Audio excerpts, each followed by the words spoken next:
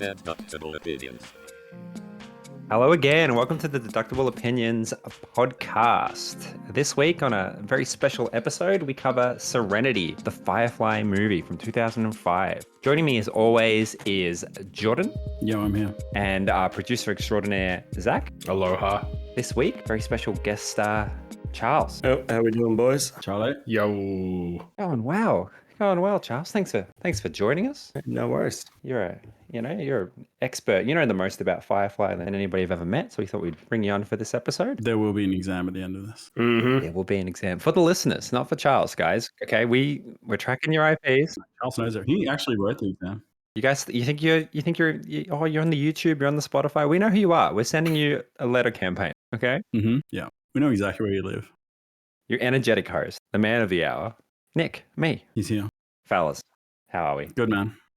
I'm no longer sick. Nice. Marcus, you'll be pleased to hear I'm not sick. You're well. Yeah. You're well. Okay, Mm-hmm. that's Mhm. good. That's good. How you feeling, Zach? You well as well? Get a health check. Yeah, I'm good, man. I'm tired, but I'm good. But, healthy. And how about you, Charles? Charles, how you go with your health? Well, you see, I was coming into this thinking I was going to be the odd man out, the only one here who isn't sick. But Dude. it looks like I have brought my good health to the group. A simple thank you wouldn't go amiss. Thank you, man. That's crazy. We are Thank all you, well. Charles. Thank Even you. Nick, right? Right, Nick? You're feeling 100%, yeah? We're not gonna. The streak is not gonna be Go on, broken. don't is let it? down the team here. I'm hungover. I'm feeling terrible. I got some coffees. I got some paracetamol. You got You know. coffees Coffee? Got a right couple now? coffees in me. Oh, my God. Is that a cough? As in the bean? And It's in the bean. A cup holy of shit, dude! When did you take these? Joe. Yeah, like we talking like 20 minutes ago? You're gonna be fucking. I just finished it. You're insane, dude. Cup of Joe. It's 8:12 p.m. So You madman. I can drink a cup of Joe Oh, anytime. my All God. right. Cup of Joe. You do, you dude. I mean, you're gonna make it through this podcast, so that's good. Yeah. I love a cup of Yeah, Joe. yeah. I might have another one after. No, I won't. That That's insane. would be crazy. That'd be ridiculous. I'm not going to go to bed for several hours. We don't need to talk about my sleeping patterns, but come on, let's move on. Boys, we're here to discuss 2005's Serenity. Who's seen the movie before? Was it first watch for anybody? I've never seen it. Your first watch? And while we're on the subject, I've also never seen Firefly. So this is my first exposure to the universe that is Firefly. Take that as a personal affront. And what a horrible way to get introduced to this awesome universe. Look, I wasn't impressed, but that's fine. Zach and Charles, you guys have seen this one before? Yes, I watched the TV show maybe when it was coming out, possibly, Wow. or maybe just after release. And then, I remember watching the movie in 2005. In the cinema? No, I don't think I saw it in the cinema. Did it even make it to the cinema? Oh yeah. It absolutely did. Oh, okay. Yeah. It did not do all that well in Australia, but No, I saw it it did not. opening weekend in the cinemas. Wow. That's dedication. Saw it with him. I was right there with him. Did you dress up, Charles? I did not. Didn't dress up, but was still there. So not a true fan, but that's Not a true fan. Wow. He's part of the problem. we wonder why the series was cancelled, you know? Serenity, 2005. Take my love, take my land, take me where I cannot stand. I don't care, I'm still free. You can't take the sky from me. Take me out to the black. Tell 'em I ain't coming back. Burn the land and boil the sea. You can't take the sky from me. There's no place I can be since I found Serenity. That's the name of this movie. That's the intro. That's your summary of the movie. That's my summary. That's my summary. Only slightly less awkward. You made us wait for 10 minutes. No, I got some more. Okay, So, all look, right.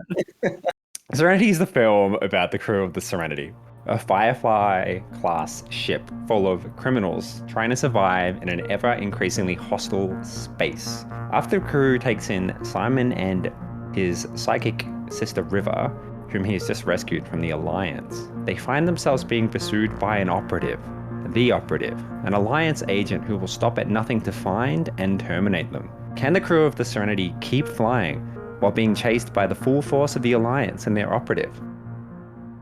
Serenity 2005. Obviously, as we mentioned just before, it was the continuation of the Firefly TV show. It's a standalone movie as well. They do try to make the movie work for both. I will find out whether the movie works for both, I guess, as this is the first time you've seen it and you haven't seen Firefly, Jordan. Obviously, everyone else has seen Firefly and then... Yeah. I have a feeling like, I feel like I kind of got the gist of what was going on here. Mm. Did you feel you weren't lost at all? Did you feel like the movie was explaining what was going on? Yeah, they did a pretty good job, I reckon. Having said that, I don't know if they did a good job because I haven't seen the series. So I'm assuming, like, the series, what have I missed? Well, do you want to go into it? Do you have a moment, Charles? What happened with the series? Why did the series get cancelled, do you think? Long story shortened, there's a couple of key moments that most of the fans point to. Fox originally were sold on something a bit more of a action comedy. And then when the original series came to them, apparently they weren't all that happy with what the show actually was. So it got delegated to a pretty rubbishy time slot, quite famously known by a lot of these shows. So it goes on after sporting events, and it's this late night slot that was just kind of a graveyard for shows that they've already paid for, that they're going to put it in anyway. And then they aired it wildly out of order. What? Which I try not to mention too often because I can feel my blood heating while I speak these words. Wait, why? You'd think you'd air the pilot first, right? I have the order here if you would like to know. I have a theory, and then I've a question about it. And that's from a rewatch now. I've rewatched the first couple of episodes of Firefly the last couple of nights after watching the movie. And what you say about them wanting an action comedy, I'm assuming more like Buffy, his earlier work, makes a lot of sense. Absolutely. Do you think there's a chance, and then I'll get you to go through the order, that they saw the first episode? The first episode is a war. Like, it's a war. And they were like, we don't really want a war. We wanted a comedy. This seems very serious. Exactly that. I think maybe it was a poor choice, knowing, assuming what they have sold them on as this show, to run into the 2-hour-long, 2-part first pilot episode, which is a fair bit of exposition, talking about, this big intergalactic war.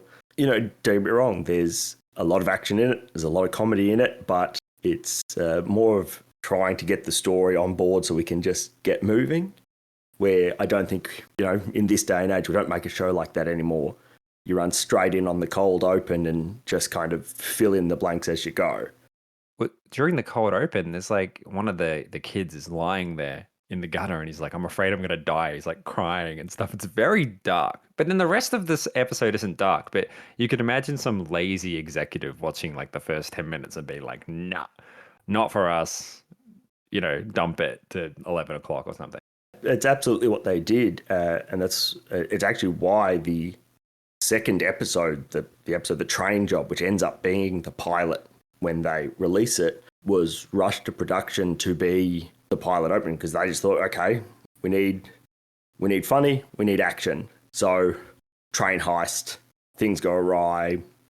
It's a much more formulaic pilot, and I can totally understand why, a studio that is coming at this fresh, not knowing if it's going to work, would pick that as a pilot episode over this 2-hour, sci-fi Western adventure that is a pretty big pill to swallow for a broad audience, I would imagine. So the show is cancelled, and not all it's 14 episodes total, but not all are aired. I think 11 or 12 are aired. The show was doing so poorly that they just decided we're not even going to air the last 2 episodes. Three episodes weren't aired in the initial run. 3 episodes. Wow. So I think it ends in 2002. So the movie comes out 3 years later. Were you excited about the movie? Were fans excited about the movie? Oh, wildly so. The film only happened because the fans were wildly excited about it. Real grassroots kind of pushing back on them. The show became kind of massively popular once it hit DVD. Really spread around the world, and it's the only time at that date, I don't know if I haven't heard of anything that's happened since, that they turn around for a show that's cancelled after not even making a first full season on air. It got so popular, they gave them $40 million to go out and make a movie. Yeah.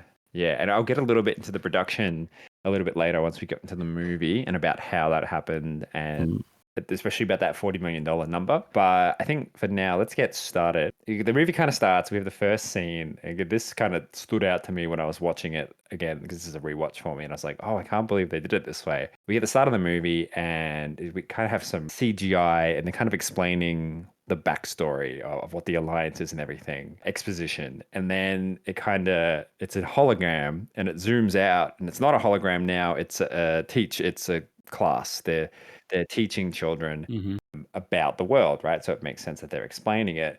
And you see this little girl who looks nothing like River, but does sound like her. It's then revealed that so first you have the hologram into the kids learning. It's then revealed that that is a dream and it's actually River when she's older and she's being experimented on and brain controlled by the Alliance. And then we see her brother, Simon, rescue her, which is obviously something that is alluded to in the TV series, but we never see until finally this is revealed to also be a hologram when the operative walks out of it and we're now in current day. Josh Whedon, that's outrageous. You can't do that. He can't get away with that. It just kept on going, man. It's the Inception level of hologram fake outs involved in that scene is pretty crazy. 4 of them immediately. We're 2 minutes into the film and he has faked me out 4 times in a row. Come on, dude. You can't do that. Did you guys think that the little girl looked anything or sounded anything like River? No. Not remotely? I think a lot of people would have struggled without that connecting scene to draw any comparison between those two characters. So I made a note that she looked nothing like River, but she sounded like River.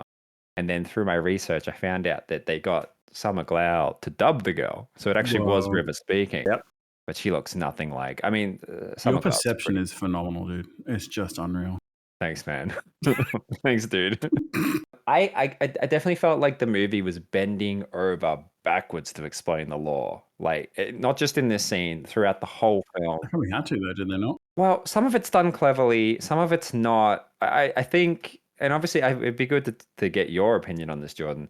Maybe some more confidence in the audience would have helped with just, you don't have to explain everything. They just kind of get it. I wonder, yeah, you can't imagine like anyone who's going to see this movie hadn't already seen Firefly. It kind of does beg the question, why explain it at all even?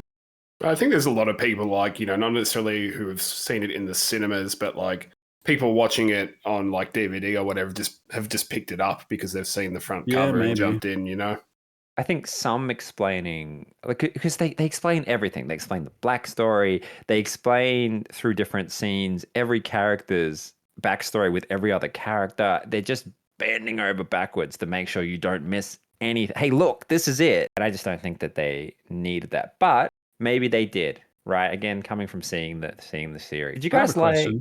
Oh, please, go on. So it kind of brings it back to my first question. What is actually different in, like, what did I miss in the show? Is River on board their ship like from the get-go in the show, or do they eventually pick her up throughout the series? More or less. So they pick her up in the first episode. Right. They basically, after a job goes sideways, trying to make ends meet. These guys are, they're smugglers, fairly odd job criminals. Yeah. Basically, to make ends meet between two jobs, they take on passengers at this major port where they're coming back to sell off the stolen items from the Joe. And they take on Simon Tam and basically this piece of cargo that is, a freezer box that she's being stored in, basically some sort of cryo chamber kind of thing that they don't know about at the time. So that scene in the beginning of the movie where they explain everything and then they escape that facility, did that happen in the series, or is that new? It didn't get shown in the series. It's also quite different from the story we're told in the series. Interesting. In the series, we're told the story of, obviously, Simon's this uber rich doctor from one of these super fancy core planets. Right. He basically gives up his fortune and everything he owns to make the connections required to get people to break her out, and then they deliver her to him on a separate planet. Interesting. In cryogenic kind of stasis of some sort. And in the movie, he was right there with her breaking her out. In the movie, he one-man armies it and kind of front door dressed up as some sort of official. And interesting. It's quite a drastic change for the character, I would say.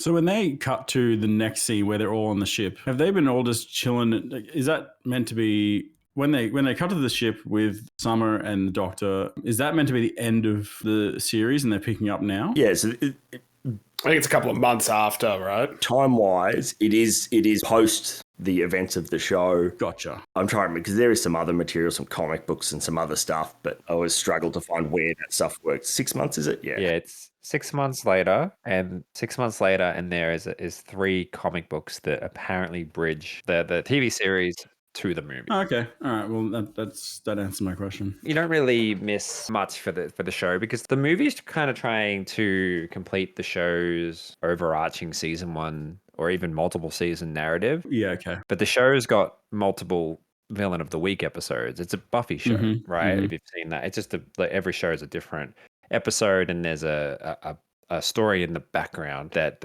a through line that's running. I would imagine probably initially the Reaver storyline and the River storyline were probably different seasons. I don't know, because the Reavers are in the show as well. They introduced those, so it's all there. Yeah, that was another question I have because they've just dropped the Reavers in as this incredibly scary enemy. But I had no fucking idea what they were. Yeah, I definitely felt on watching, I felt really hard, obviously, to separate knowledge existing from I was trying to watch the show just as the film, and it definitely felt like that. You know, who are these guys? Where'd they come from? You know, they do a pretty good job in the show of depicting them, and you know, they're the boogeyman. Most people don't think they exist, especially people in the core planets. These are made up stories of Wendigos, you know, out in the new world kind of stuff. Where in the movie, it's like, oh well, we've run out of time. Just kind of drop them in and let's see what happens. Yeah, they just threw them in there, man. You know, they were robbing that bank and boom, Reavers. So basically, we get out of the hologram and we meet the operative, who, you know, the kind of creepy, kind of calm operative guy. I really liked that character. I thought they did really well. Did you have any thoughts about that? How did you find that character, Zach? Yeah, I thought he was, you know, this really cool, emotionalist kind of loyalist to the Alliance who was, you know, willing to do anything for the company. He just has this really cool kind of vibe about him. You know, he's really good with a sword. Really well played by, what's his name? Chiwetel. I forget his last name, but yeah, really, really solid. E.G. Offer. Yeah, really good. Yeah, half a point each for that one, boys. Thanks, mate. Charles, how do we say it, bud? No, not even going to try. He is great. Best known, obviously, for 12 Years a Slave. And he was in Doctor Strange, yeah. He's in a lot of shit, actually. Sherlock Holmes. Very early days for him, I think, you know, in Serenity, at least, before he really made it big. I was going to say, as far as his filmography goes, I had to scroll down pretty fast when by popularity defines Serenity. Serenity was actually behind Salt. Dude, Salt's a great movie. Which is a movie starring Angelina Jolie that no one... That's a great fucking movie, dude. I don't believe you. Wow, okay. I love The Operative. Josh Whedon's got really interesting dialogue, almost like not the same as Quentin Tarantino, but his own way of having his characters write and speak. It really, you know, you could, when you're watching the TV series, you could start to think, oh, it's improv from the characters who do a really good job. But then when you see this operative come in, you're like, oh no, okay. Whedon, for all his faults, actually is fairly good at writing these kind of dialogue from the different characters' perspective, which I think is really cool. You know, before Marvel and Robert Downey Jr., we really had Josh Whedon and Firefly. Yeah, Yoss is very like quippy. Lots of quips. And that became the thing. That wasn't the thing when he made Firefly. It wasn't the thing. No, I mean, obviously he also made the Marvel movies. He made the Avengers. But the quippy dialogue was not a thing before Firefly and other shows. And now in Marvel, Iron Man, all of that, it's everywhere. Everywhere. Now it's the biggest thing ever. But people they had their eyes closed at this time.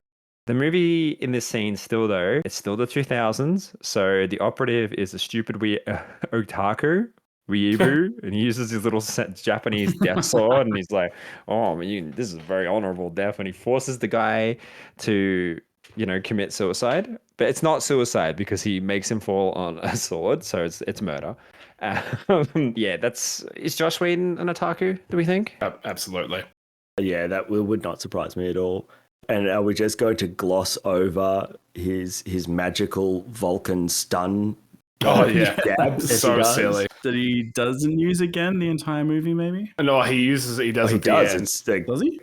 like absolute critical part of the ending of the film in the big I fight. can't remember. I was watching the Queensland election while watching the back half of this movie. Well, moving on from this scene, in our next scene, we finally meet the crew of the Serenity, and I did feel we got a little bit bogged down because Captain Reynolds and Simon are arguing while we get a one shot of the set of what I assume is a new set. The cameraman goes and shows it all off. The crew is going on a bank heist, like you guys mentioned before.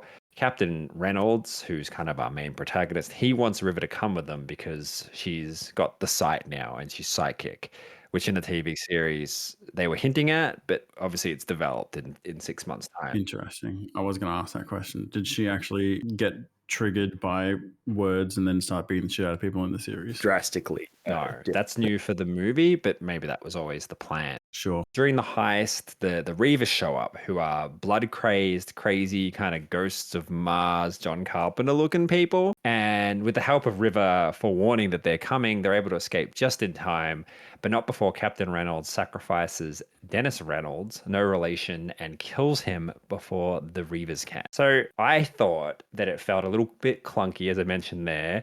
The argument between Simon and Captain Reynolds, again, trying to shove in so much back. Oh, these guys are at each other's throat. And so I did a little bit more research and I found out that the angry rant that they were doing was a last minute introduction. Like Joss Whedon wrote it right before they filmed it. Nathan Fillion had to memorize it as they were setting the shot up. And they did it because they wanted to show why Captain Reynolds was so frustrated and like why he was on edge. And they thought there wasn't enough in the movie to explain that. But I still think that this is a part of them, like the bending over backwards to explain all the character dynamics. It was a little much for me, having come from the show. Maybe if you hadn't seen the show, it's a different story, but I just thought it felt clunky. That dynamic as well is different from the show as well, because I feel like in the show he tells Simon that he's part of the crew, and then in the movie they're like, "Oh no, you're on your own." I definitely agree that it feels like it's a hard reset to the entire development of those two characters and their relationship. Mel just pushing for things that don't feel like his character from the show, straight to even the fact he's straight to violence and anger on. He's the heart of gold at the center of the show, which he really isn't in the film. I mean, they do try to sell it as like, it's been 6 months. They're hard, hard on their luck. They've seen some shit, dude. They're hungry, they're getting desperate. But yeah, it does feel very different from the TV show. But yeah, I don't know if, obviously as a TV fan, that makes a difference. But if you're just seeing it for the first time, maybe that's helpful for setting up the dynamics. I'm not sure. Did they do a lot of that in the show? Early they did. So like set up their dynamics and then they've changed it, right? Is that what you're saying? Yeah, absolutely. Early in the show when they're first meeting, there's a lot more confrontation between those two characters. And the point being, so he starts, he's not a part of the crew. He's, he's a passenger. Yeah. And basically by the end of they go straight to we go get rid of these guys. They're causing us problems, to eventually he comes around to, at the end of the day, it feels like, well, if the Alliance wants them, I don't want the Alliance to have them. They're my people now. This is their home. And that's especially in the show, is a very important thing to the character of Mel. These are my people. He'd do anything for them once they become his people. Yeah, it definitely didn't seem like that in this movie, like initially. Like when they first introduced them on the ship, I did think they were just like passengers, stowaways almost. They didn't feel like they belonged with the rest. No. So River's full on magic now. River, now she's in the Matrix Reloaded.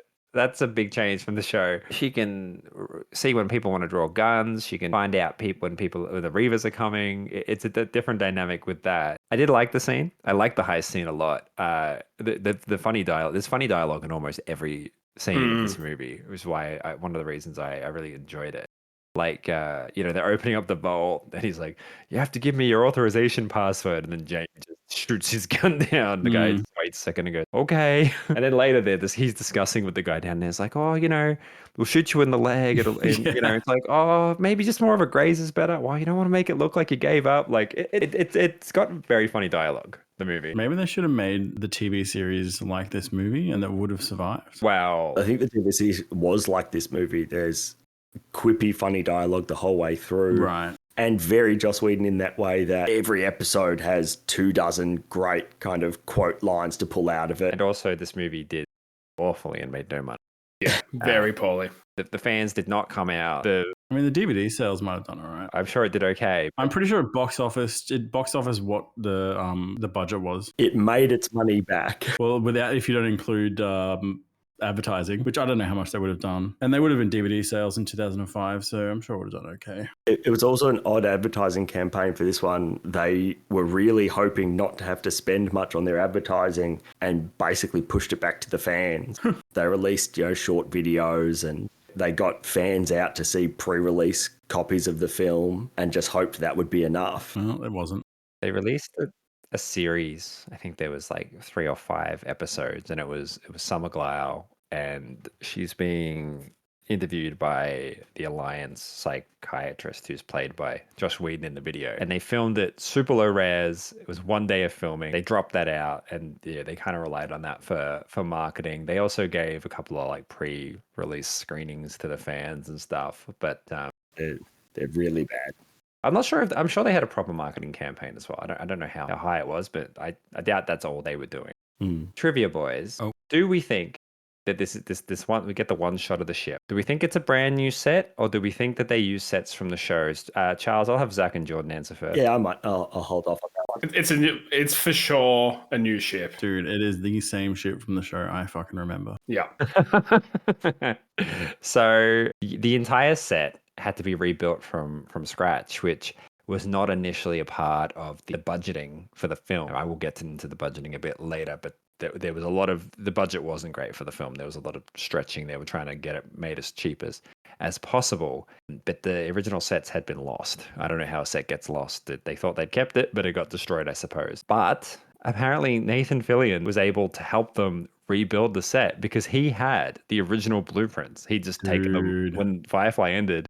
Yeah, everybody, I guess, was just stealing shit from the set. He stole the blueprints, and then they were able to use frozen images from the DVD set, the now HD, 1080p or 720p DVD set, and they were able to remake that. And then the CGI company that produced the graphics for the series also had to completely redo the model of the Serenity because the TV model, which was made for super low TV resolution, like 240, 480, wouldn't stand up to 720 or 1080p. Interesting. Yes, it's a complete. You also have to remember that it's a change in studio here as well. Originally, the show is Fox owned entirely.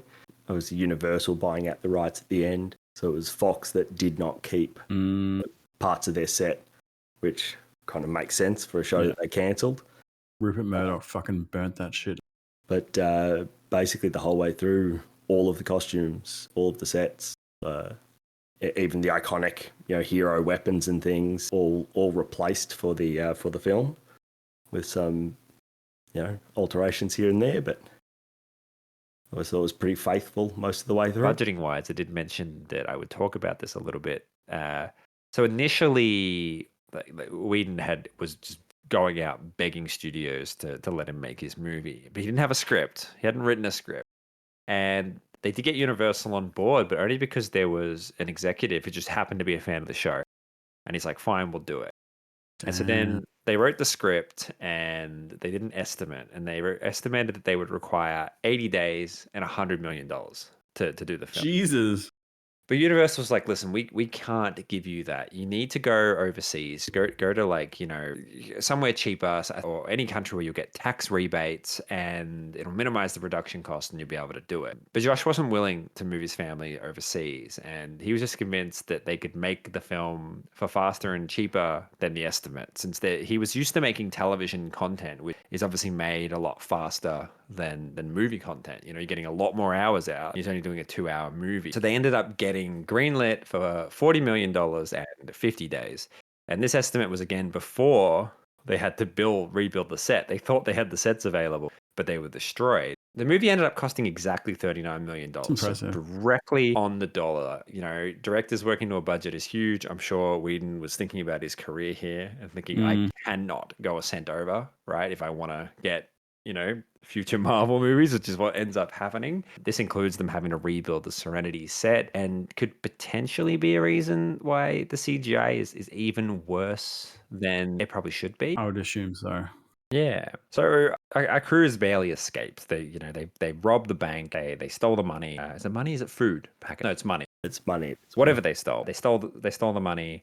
They've escaped from Reavers barely. There was a kind of a chase scene that didn't look very good. A bit laying on the skimmer. They've gone off world to like kind of like a Chinese looking world, and the CGI here is looking rough. CGI in general is looking pretty rough, It is dude. Come on now. looking rough. But now off world, Malcolm and Jane go to a bar to meet the twins to discuss crime. The twins are obviously some sort of criminal job givers. The discussion is cut short when River rocks up at the bar, despite the fact she's not 18 and cannot legally drink. River is then triggered by a catchy subliminal message and just starts killing people in the bar until finally Simon returns and is able to put her to sleep with a code word. River's going hard. River is Just fucking them up, dude.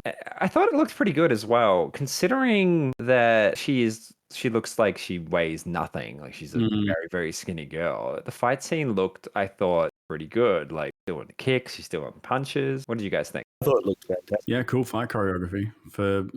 She did not fight at all in the TV series. No. So this is brand new for people watching this. They probably would have lost their fucking mind. Yeah. So We saw a couple of little bits and pieces, but nothing like that. Yeah. Interesting. Yeah, I thought it was sick, dude. I thought the fight choreography was really good. they changed the choreography on the day because all of the scorpion kicks she does, which is the kicks where she kicks behind her, is a scorpion kick. So when she's facing forward but kicks someone behind her without turning around, that wasn't originally planned. But Summer Glau was a dancer and she could just do that. Oh shit. And so she just did it once, improv'd it on the day, and they were like, "Yeah, and just do that. We're gonna do that lots. That looked good." Yeah, can we have 6 to 8 more of exactly that, please? Thank you. Can we keep getting that, please? There was a little drink hookah that pours out 4 drinks at once. Yeah, that was cool. The unions have collapsed and bartenders are out of jobs. I'll tell you right now. Not good. The dialogue is, I still think, hilarious. Like Mel comes up to the twins and he's like, Fandy, Mingo. The twins are like, oh no, he's Mingo. And then Mel's like, he's Fandy, you're Mingo. It's like, how do you always know? He's like, Fandy's prettier. That's hilarious. That's really good. Jane later on the ship is worried that if they say the code word, he'll fall asleep. That's a good bit. That was good. That's really good. The CGI is rough. They had a much lower CGI budget for the film than a whole series of television. And so they tried to use practical effects as much as possible, but when they couldn't and they used CGI, it's rough, right? They did not have the money to make it good. The Reaver chase was fucking god awful. The any planet that's been CGI'd and city that was CGI'd in looked fucking god awful. It was terrible. But the next scene after they do that, they're just like, oh, we're going to talk to well, let's ask Mr. Universe what to do for some reason. Move the plot forward. How do we get to the next part of the movie? Let's talk to Mr. Universe. Was Mr. Universe in the original series? Negatory. No. Really? This is new. Yeah. So Mr. Universe is, when we meet him, it was the first time I remember thinking in the cinema and definitely thinking here that if Firefly had continued, it may have gotten dumb and bad. Mr. Universe is a stupid character with his stupid sex bot. He's terrible, and he marries the sex bot. It's such a dumb hacker character. I'm not a fan of that character at all. Wow. I did like the line that the actor did. The actor did a good job. It's the character. I'm not angry at the actor. When the actor kind of turns to the camera and he goes, "They have gone to enormous trouble to find your little friend. And find them, they have." Good line. Good line. Interesting. I will give him that. But other than that, I haven't got much else to say about Mr. Universe because I did not like that character. Did you guys? What did you think? Hacker extraordinaire? They don't even really explain that he's a hacker, really. But I guess kind of they do. Just there to move the plot along, They explain it a little bit. He sees everything, man. He can get into anywhere. He can see whatever he wants.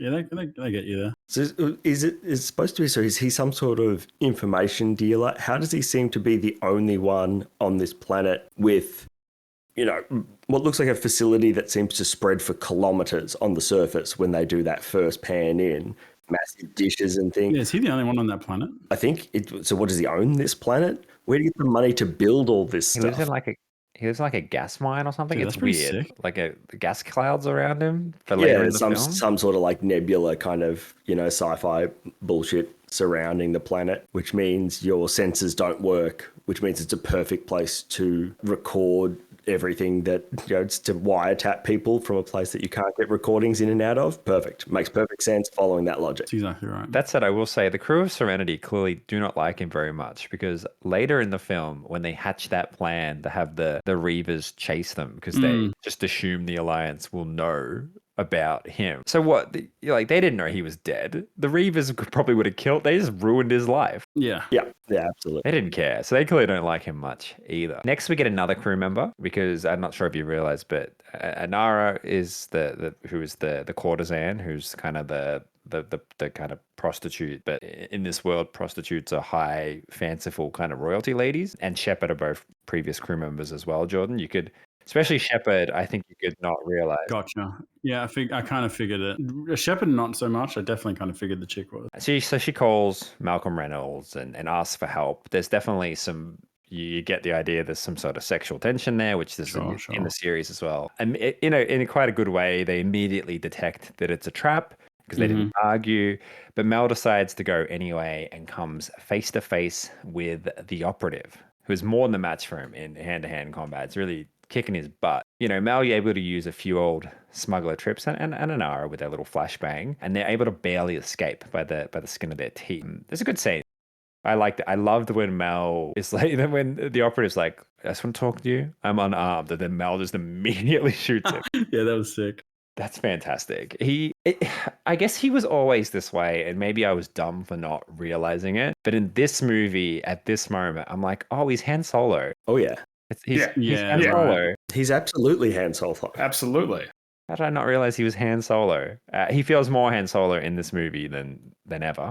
Because he's multiple Harrison Fords rolled all in together. I noticed the operative was using the nerve strikes again, like not just the one killer move nerve strike, but when he's striking Mel, Captain Reynolds, he's like hitting him between the shoulders, and like those are fake. They're not real, but he's doing it, which is cool. I like that they actually put some effort. Yeah, I didn't really notice that. I saw it was wailing on the dude. Yeah, no, he was hitting him with nerve strikes and stuff as well. I feel like Anara's character is completely butchered in this film. She's not giving me the same vibes. Does not offer much as well. What was she like in the series? I don't know how to explain the difference, but I don't know. She's just not the same. Well, I think it's more the fact that she's barely in the film.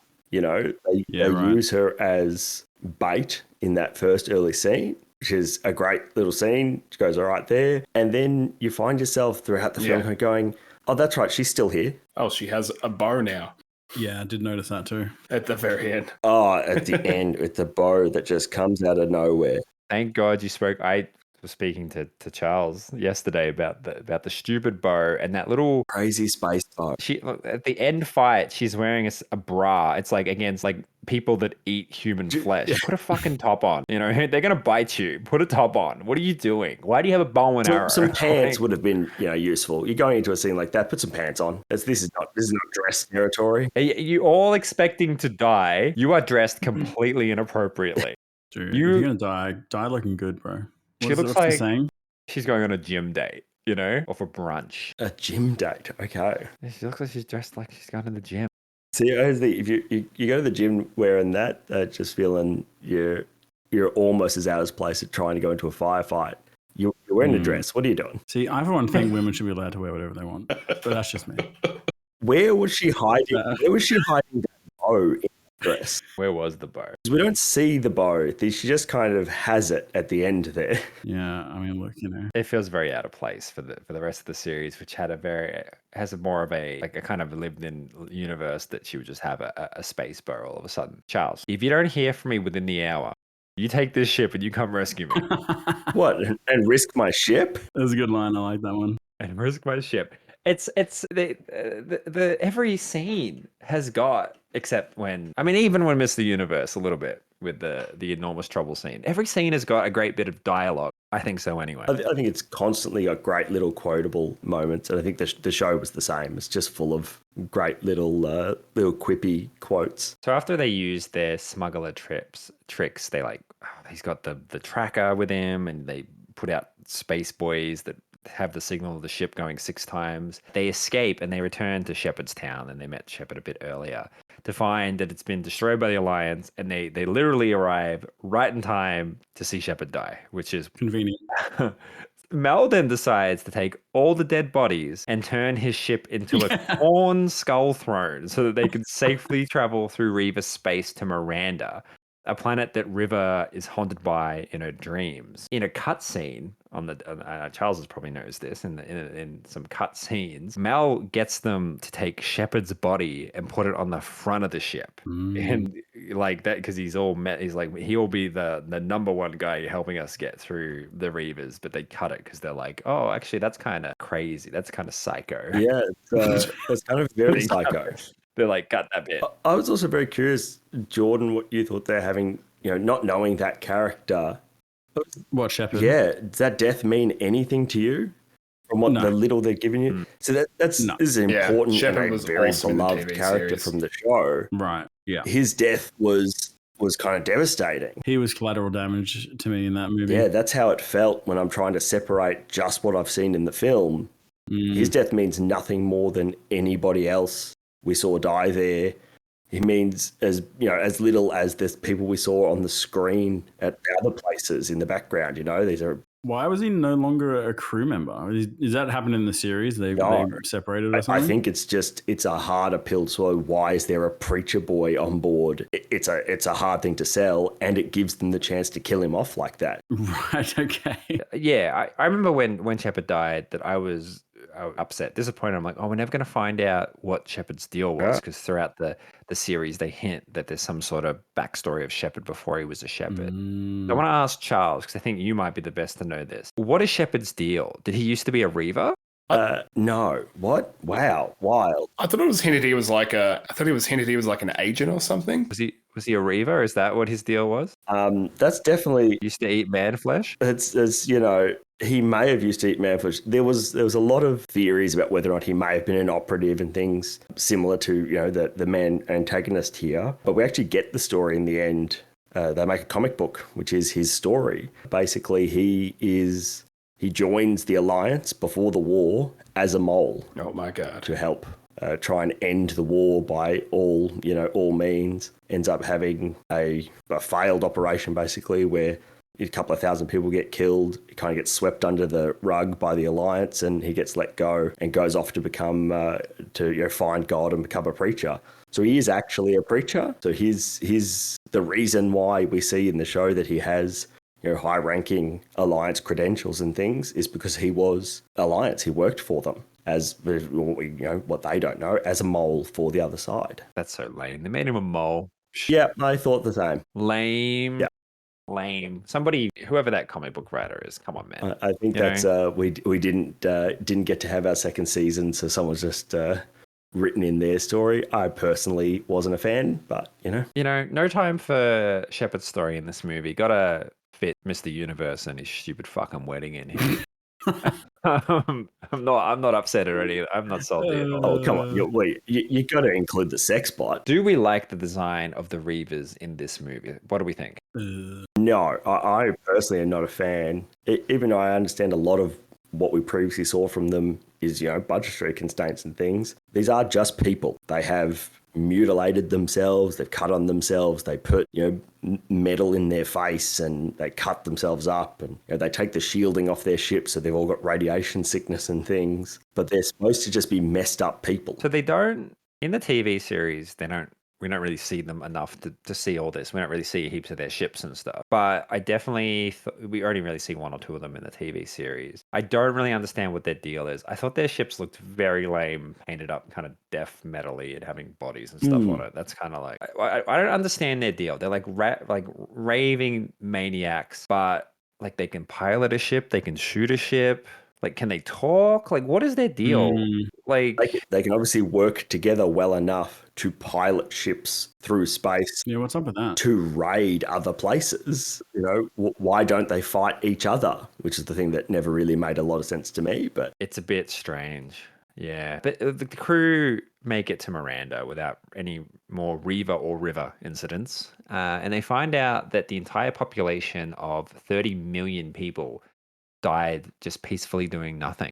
A hologram of an Alliance tech goes on to explain that they dosed people with a drug that was designed to like stop them fighting, to Chill calm them out, dude. down, to chill them out. There's lots of fighting on the planet between the different working populations, which worked at first, but then worked a little too well until the population eventually just stopped doing everything. They stopped breeding. They stopped sleeping, and then they just allowed themselves to die out, all 30 million people. I think it goes on to say that a small population, a small percentage of the population had the opposite reaction and became Reavers, insane murdering machines, which I didn't really get, because then why wasn't there like lots of dead bodies and Yeah, stuff? I didn't get that email. I thought the same. Anyway, maybe it was on a different part of the planet. I'm not blaming the movie for that. Plot hole. That's a plot hole. Trivia question, boy. I am not going to repeat what I just said. Trivia question. The Alliance tech says that 1/10% of the population became Reavers. How many Reavers would exist then? Are you asking me to do math right now? Are you serious? Let me get a calculator out. Oh, you gonna get a calculator out? Do you know what 1/10 of 1% is? And do you remember how many people there were on the planet? I just said it. 30 million. What, 3,000? 3,000 doesn't seem like a lot, though. It was 30 million. That's what you said. That's what you said, bro. You're saying 3,000, Jordan? Well, it's 0.1% of the population. So you're saying 3,000? What are you saying, Zach? Put me down for 30,000. Sure. Dude, I'm not good at math. Math off the dome, I am not good at. So it's a tenth of 1%. 1/10 of 1%, because that's Yeah, it's how 0.1%, Americans dude. speak. That's how Americans speak, because their math is insane. I forgot that Jordan studied in America, so he got that super easy. No, I got it. That was a trick question with the wording, because we don't really talk that way. It is 30,000. 30,000 Reavers. Yeah, whatever. And so I'm sitting here thinking, that's not many. That's not that many. But one Really? thing again, they don't show us in the show, in the film, but they do in the show. They do through their actions, not intentionally, but they basically create more Reavers anytime someone survives them, they join them in their madness. Well, they're like zombies. Which, of course, made sense with the initial explanation of who they were, makes less sense with the film now that we know that it was drug-induced, basically. I'm not going to blame Josh Whedon, but... Yeah, when the drug wore off, would it not just, they'd chill out? Like, they're off-world, the drug's gone. Yeah, that would make a lot of sense, but obviously not. It's obviously... the drug has changed their psychology. But Right. the idea that there are just some normal people that are a little messed up that have joined them and are like, let's eat people. Yeah, when in Rome, we eat people. That's how that saying goes, right? Yeah, 100%. Even this scene is a good quote. Like, I really like when Jane is like, she is starting to damage my calm. That's good. That's a good scene. A little bit of trivia. Oh. Anara is actually wearing clothes in this scene. She doesn't just have like shorts and a bra, but actually she's not wearing clothes. What happened is Josh Whedon put a bit of cloth around her and they just tightened it with a belt. They had some getting cloth cold on from set. like a bit of set, and they're like, oh, she looks ridiculous it looks ridiculous in this sad scene for her to be in basically nothing. Let's put some clothes on her. We haven't bought her any clothes. Oh, just get the bit of rag over there. They did not. Poor Anara. I don't feel it. She got not treated very well in this. I guess it does make somewhat more sense. Obviously, in the show, she lives on the ship, so she has all of her belongings there. In the film, she is rescued from her home. I assume doesn't bring anything with her. She does seem to have some costume changes and that bow that she magically pulled from somewhere. I mean, she had to escape the planet pretty quickly. Yeah, so it's a bow. That's all you need. 2 evening gowns, and that's about what we need. We're ready to go. That's all you need, man. Perfect. So the crew of Serenity, they have a little speech, and they decide that we need to tell everybody about what happened here. We need to tell them the Alliance stuffed up. They released the drug. They made the Reavers. They need to know, man. Malcolm Reynolds, he hates the Alliance. This is a great way to stab at the Alliance. And so they decide the best option is to go back to Mr. Universe and get him to broadcast it everywhere. They realize that the Alliance must know about Mr. Universe and do nothing to warn him or try to save his life in any way. Oh, no. Instead, what they decide to do is to gather all the Reavers in the space that have been peacefully drifting there and shoot at them and get them to chase them and then run them towards the planet where they assume the Alliance fleet is. And the Alliance fleet is there. This plan seems incredibly risky because they show up. It's just them, first of all. Yeah. And if I were the Alliance, if I were the operative, I would blow them out of the sky immediately. But he waits a moment. Then the Reavers show up and he's like, oh, just shoot the Reavers. I'd be like, shoot everybody, shoot them, shoot like they could have gotten blown up pretty easily, I think. I don't think it's a good plan at all. Yeah, with what we've seen of their capabilities previously, that wouldn't have worked. Also, remember that the vast majority of ships in this world do not have weapons. Right. So it's like strapping guns to trucks. Most people just don't have guns on their vehicles. The fact that half of these, you get one ship out there with a big laser gun on it, which is just not really a thing. The gun that the Firefly uses was the gun that Shepard had in his little base. They strapped it on the roof of the Firefly, which of course requires a man to be sitting in the gun on top of. Maybe they automated it, Charles. No, Jane's sitting in it. There's Malcolm. Someone is actively sitting in the thing while they float around, just hoping not to get shot. Well, they did in World War I and II. Yeah, I hope they strap that down well. And I hope they get the Oki straps out and really kind of give it a one. But yeah, they had big rivets. How long did they take fucking preparing that goddamn ship before they took off? It would have been a week or two. Well, they like do. 2 hours, Mel does tell Kaylee that she has 2 hours they work to quick, do man. what he claims to be 2 days' work. That's impressive. You also get I took the Alliance ships here, which is a drastic change from their appearance in the show. I personally hate them. They are the most stupid, generic-looking big bubble ships you've ever seen. Yeah, they look pretty bad. As much as, some people don't like the look of their capital ships and stuff from the show, they basically look like little cities. They've got these tall towers on them. They don't look like, the way that a spaceship doesn't need to look like a plane. It's traveling through space. It doesn't need to be aerodynamic. And I liked the fact they did that in the show, but obviously in the movie, no, it needs to look like a silly 80s sci-fi ship. Yeah. I was not a fan of, we get the, Wash he's a leaf on the wind and he's, he's dodging all the Reavers and everything. And finally he lands the ship and then they kind of kill him for shock value. Oh, he's dead. Yeah. Why did they kill him? I'm like, don't kill a character for shock value. You should have done it. Is it just for shock value though? Or is it the fact that you've now gone through, so they've killed Book, main character of the show. They've now killed Wash, incredibly important main character of the show. And does it add to the stakes to kind of go, we don't know how this is going to end. Who actually makes it out of here? We all know as fans of the show, this is the last we're ever going to see of these guys. True. Do they clean house? Does it go wrong? I believe they killed them off because both Book and Wash weren't available to sign on for a theoretical second movie, so they wiped them out. I've heard rumblings of that. I have never seen anywhere where it was stated by anyone with authority, but it was said. Let's call up Alan. That he signed. Let's get Alan on the pod. He signed on for one movie, and everyone else signed a bigger contract that promised them for 3 films, even though they were never going to make them. I know that Alan has said he said at Comic-Con that is not true. That whoever said that has made it up. Book has never said anything about it.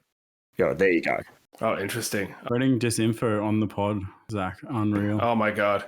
No. But that is a rumor that I've seen. Yeah, and we don't hold up a film progress because Ron Glass said he doesn't want to be in it. Oh my god. I don't know if you've had a look at his IMDb. He would have come back. Yeah, he says he definitely would have done another one, which makes sense because he wasn't doing anything in 2005, 2006. He didn't have a lot. He was doing Ice Age, dude. I think you can be in a TV show or a movie and still do a little bit of voice work. Yeah, he's doing CSI, one episode, He was doing stuff, man. Okay.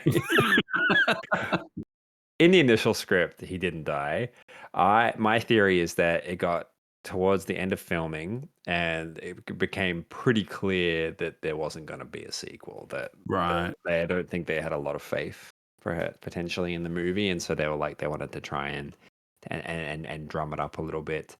I did speak about Inara before. I have some notes here, and what the hell is she wearing? A tight fitted bra. why do you have a bow and arrow, girl, please? You're like, come on. There wasn't a gun lying around for her. It's like, Oh, there's lots of guns. We see Jane's own quarters in the ship is basically an armory with a wall covered in guns. Maybe she likes a bow and arrow, dude.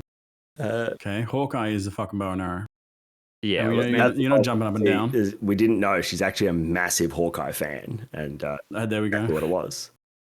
And yeah, you're right. Look, maybe I think Charles mentioned to me that she's a courtesan, so she would have training in bow and arrows and swords and not guns necessarily. Of course. Well, we do know from the show that definitely it is a part of the culture of a lot of these places that she is actually trained with a sword. She can fight with a sword. We never see her actually do so, but Dude, she can use the blade. That's sick. so it would make sense if that's the world we're living in, where rich people still muck around with swords. They probably do archery as well. It might be still feels pretty silly though. River is Neo again. We got more influence from Oh yeah, the Mhm. Matrix. This time she's Neo against Agent Smith, fighting everybody off Yeah. screen, just killing them Yeah. all. Yeah, that's it. Kind of a slap to the face after killing off Wash for shock value, but whatever. Interestingly enough, in the final fight with Nathan Fillion against the operative, Fillion was doing his own stunts again, small budget, and he kept hurting himself. He kept slamming himself on the floor. Like, he wasn't doing proper safety floors and stuff, to the point that in one of them, he ended up slamming his face directly into the floor about 3 or 4 times. It took the makeup crew a while to realize that not only was his face completely swollen, which is why he looked really weird, and they had to stop filming that day. He was dazed. He couldn't read stuff. He was concussed. He concussed Holy himself shit. doing stunts. famously did not feel real when he saw the first couple of takes and wanted to just keep redoing it to the end. He's just throwing himself headfirst into that ground over and over and over again. And they end up having to suspend filming for the day because he's all swollen and the continuity is ruined. And then I also thought, after all that effort, there was just a send all button on that computer down there to send the video to all the all the videos in the whole galaxy. The whole Mr. Universe thing was dumb. Like, what? He just plugged it in and clicked the button and it went everywhere. That was easy. You gotta love that he's connected to all technology. Sure, he'd have every format you've got, but luckily the only format that one last piece of equipment requires is his weird hockey puck recording device that they found on some ship, on a different planet. Lucky they all just happen to have the same one. He's not sitting there fiddling. USB-C, it's not that one. Hang on, it's the micro USB. No, it's not that one. How do I get this on again? What do I? Damn, how do I type this again? Oh damn! It's only micro SD. I don't have a micro SD. Well, can I have some of your feelings on the final fight? Back the whole final scene from the Reaver, like, it's big action scene. The Reavers show up in the ships, to the final stands, to Mel's fight. Did it work for you? What did you like? What did you dislike? I like Mal's fight is good. I think his final jousting with the operative is cool, and the way he kind of tricks him into thinking that his nerve punch is working, and then, oh wait, he had a wound from the war, and he kind of 1-2s him. I did feel like a lot of it reeks of like running out of budget though. Like, it's a lot of tell, not show. So, a lot of River stuff is done off screen. Yeah, I don't know. I think that the final act of this film is probably the weakest part of the movie for me. Charles, how did Mel know to fake that he was paralyzed? He'd never seen the nerve punch before, had he? There's nothing to tell that he has ever seen it before. I also love the way it is mentioned there that he hasn't had that nerve cluster, didn't get damaged. He had it moved. Was it moved or removed? I caught that on this. I always thought it was removed. I thought it said moved. I think they said it was moved. He moved that nerve cluster, which just makes absolutely no sense. That's impressive. Maybe Psychic River told him this fight was going to happen. Yeah, what you actually don't know, Off-screen. that Psychic River came back in time and told him during the war, hey, buddy, you should move that one over a little bit. Maybe it's implied that he learnt about the nerve punches when he was fighting him on the planet with the... Could have been, maybe. You know what I'm saying? He's like, oh, this is how this dude fights. Yeah, there is a chance he's the veteran. He's a bit world wise. Maybe he has just heard of this kind of thing before. And then obviously picking up, as you're saying, from the way he's trying to use pressure points and things during their previous fight, that's what he was going for. Yeah, it seems We're clutching at straws, man. You haven't seen Firefly, so during the No. final sign, I'd like to get your thoughts on the final action scenes as well. But Hit me. in particular, when Simon and Kaylee are confessing their love for each other, you get that funny Kaylee moment where she's like, "Oh, stuff this, I'm gonna live," or whatever. Yeah. But did that work for you? Did Yeah, I that thought it was last funny. scene? I mean, they did a pretty good job of showing that she was super into him. He was either oblivious or, I don't know, chose to not hurt her or something. So yeah, I thought that was pretty funny. Yeah. What was she? She talking about like having sex with? He was implied he would have sex with her or something. I don't know. It was very funny. Yeah. And did you like the action? Did you think it was a good action scenes? It wasn't too bad. I mean, the fight scene in the bar was significantly better, but it wasn't bad. Yeah. The Reavers were kind of cool because I guess other than the Reaver that was on the ship when they escaped from the heist, we don't see any other Reavers. So at least you get a glimpse of what they look like, good or bad. You see flashes and things from River's mind, but really see much in the show. Yeah. No, it wasn't too bad. It wasn't too bad. Again, I was also distracted by the Queensland elections. But you're also missing the best part of that fight scene is when Which was? she ends the fight scene, opens the door, and then walks back into the middle of the room to strike her dramatic pose. Wait, did she walk back? Well, I did like see the pose in the middle of the room. Did she open it psychopathically from the other side of the room? Maybe. I don't know. She's standing there with her goddamn hero pose. Like, hang on, this is a great pose. We'll put this on the movie poster. But hang on, then how did she open that door? Are they auto doors? I don't know. Did someone from the other side open them? Nope. No one goes anywhere near the door.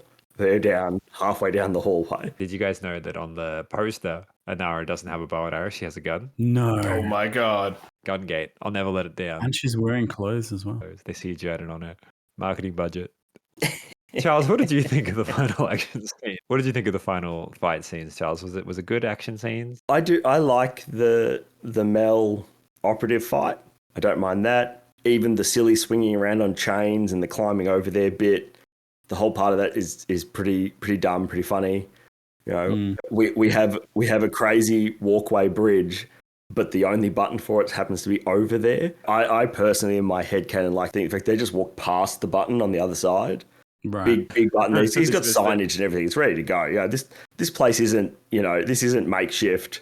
This was built properly. There's a big sign right there. It says, here's the button that opens the staircase. Don't fall off the edge, guys, because you're going to fall into the generator. What did you think of, we haven't mentioned this, when Mel goes and he finds that Mr. Universe is dead and he's like, oh no. But then they find out that the sex bot has recorded a message. That was cool. I like that. Of course, what do you expect from Mr. Exposition? Then he's giving exposition even from the grave. It's great. Yeah. I suppose it was a cool plot point to set up that fight scene. Otherwise, how else would the operative have known to go find him? I mean, it's funny that they chose to make that room a very secret room that no one could possibly get to unless he told them. But I guess you would do that if you had a broad. But of course, you also got to think, how does the operative get in there through the hallway? He just jumps through. Doesn't he just jump through a fucking window? So obviously, there's a second path in here. So instead of all dying here, we could have gone into there and out the other door that the operative came in, maybe. Maybe he came in through the roof, dude. That's a good point. And that's the end of the film. We get a couple of post-credit things, like Zoe's pregnant and there's a funeral and all sorts of stuff. But that's essentially the end of the movie and the end of the franchise or the series, or whatever you want to call it. But the movie's got, and the series is quite influential. They were flown up to the International Space Station, the series and the movie together, in June 2007 for the astronauts to watch up there. I really liked the subliminal message, the Odie bar. The little song. Yeah. But that's because you're a weeb. Influenced by Mr. Sparkle from The Simpsons. Mm. I don't know what they were selling. It flashes up saying not mandatory. I got no idea what that was. Not mandatory. Apparently, the code name to put River to sleep was Russian, and it translates into "this is very ridiculous." Nice. Which is interestingly enough. And then I'll throw one final question out, probably to Charles, and then we can go into our final ratings and opinions. So are the brown coats meant to be the South? Is the Alliance not evil? Well, where's the show land on this? That's the problem. Obviously, there are, correlation between the American Civil War and this show. But of course, at the end of the day, you're supposed to look at them. This is the rebels against the Alliance, who are the Empire. But the difference being obviously that it's the war that they didn't win. These guys fought for independence and lost, so they get swallowed up by the Empire, and it's a bit of a all-seeing, all-powerful fascist kind of empire that they build. They're clearly the bad guys. They do a lot of bad stuff. They abandon people. They kill people. They create the monsters in the dark. Why would the Empire even want to take over them? All their planets seem to be like poor. Like, they don't seem to have any resources or anything. Maybe they did. One of the things you got to remember is they also created all of the planets. These aren't. They don't find new worlds. They terraform new worlds. Mm-hmm. From Earth, we send stuff out and we make all of these planets. So is it more the Brits versus the Americans, but the Brits stopped them rebelling this time? Yeah, that's actually probably a closer kind of analogy, but it is also very different. You do get a lot of that. It's a lot of settlers sent to these new places that then don't want to do what they're told. I imagine there's and then you drug them so they calm. And then then you decide, no, we'll just set up a different place. But these guys are going to do what they're told. Mm. They're going to pay their taxes if we have to drug them to do so. Final thoughts, Zach, and give me a rating. Final thoughts. It's good to see a conclusion to a beloved TV franchise, Firefly. I really enjoyed that. I enjoyed the movie back in the day. Watching it recently, I feel like, I don't know, the lack of budget really shows. I have grown less fond of this film on a viewing in 2024. I'm going to say 3 stars. Whoa. Outrageous. You better protect yourself from brown coats tonight, buddy. I know. Lock your doors. I know where you live. I found it really hard to separate this just as a standalone film the way it is. I think as a standalone film, it does a reasonable job of getting over the aura that this show kind of brings. They spend so much time explaining every little piece of detail that I just don't think they need. That really condenses the story they're trying to tell into a very small amount of this film. I think as a fan, I'm always going to love this show. With the TV series, and as a fan, it's got to be a 4 for me. But without the undying love of this show that I've got from years ago and knowledge of the show, I have to agree with Zach. I think as a standalone, it's a 3. Crazy. I agree. The lore dumping is a bit extreme. It's wild. There's just too much of it, and most of it just doesn't need to be there. Look, the lore dump, I think, as someone who's not seen the TV show, I kind of appreciated it. I think on the whole, the story's kind of dumb. Okay. Like Reva, what was the plan with? I don't even know her effing name. Summer Glau. Like, what? She was kind of like, there was a mission to like figure out what happened to her, and that went nowhere really, right? Like, do they get there in the end? So I think in the TV series, that's a part of the mystery. What's the deal with the because she's crazy in the TV series. I actually think we didn't explain that to you. Yeah. She's like going crazy, yelling at stuff. One episode, she just stabs Jane, one of the crew members, just stabs him for no fucking reason. Okay. But he looks good in red. And it just like, psychotically says he looks good in red. Like, right.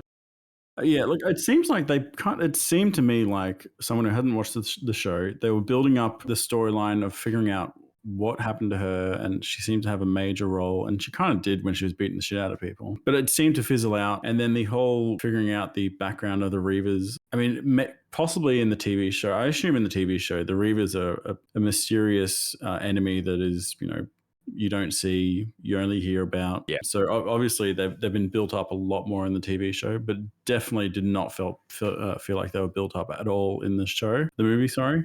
So the story kind of didn't go anywhere for me. Having said that, the writing was very funny. The very quotable movie. The action was sick. The CGI was dog shit. But I guess they got a $40 million budget. What could they do? Will I watch the TV series after watching this movie? No.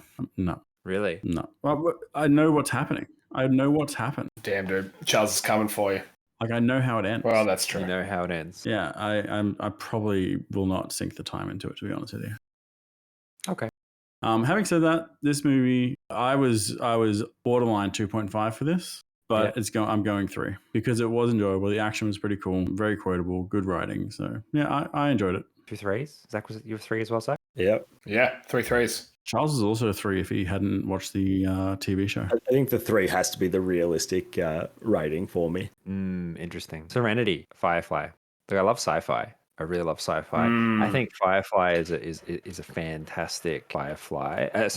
Fantastic sci-fi. It's not my favorite sci-fi. I much prefer The Expanse, Farscape. There are a couple of small, even probably the I don't know. Anyway, it's not my favorite, but I really enjoy it. I think it's really, really good. The series in particular is fantastic. You should do yourself a favor and watch it. The movie, I think in one part in the movie, the operative is saying, he has this little speech where he says, he's an evil man. I'm not going to live in the new world. There's no place for me there any more than there is for you, Malcolm. I'm a monster. What I do is evil.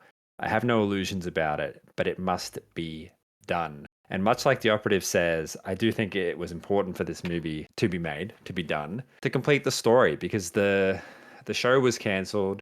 It really shouldn't have been. It's a fantastic show, and it's good at least to see where they were heading. Obviously, they probably changed a few things for the movie to try and make it flow a little bit better. You also have the super unfortunate influence of the Matrix, with Summer becoming a martial artist expert. I reckon she probably would have just been, as the series went on, maybe good with guns or something. I doubt she would have been this kind of crazed martial artist if the series had continued and the Matrix wasn't so popular and they were trying to make a new movie. It's good. It's worth a watch. The dialogue is fantastic. It's not as good as Firefly because Firefly has time for levity. This movie it's trying to keep the tone as dark as possible. Characters are dying all around you. And so a show that is really known for its levity and humor, it feels, they get it in here, but it's hard for them to fit it in. 4 stars out of 5. Wow. It's good. It's a good movie. It's fun. The crew dynamic is good, even for all its mistakes.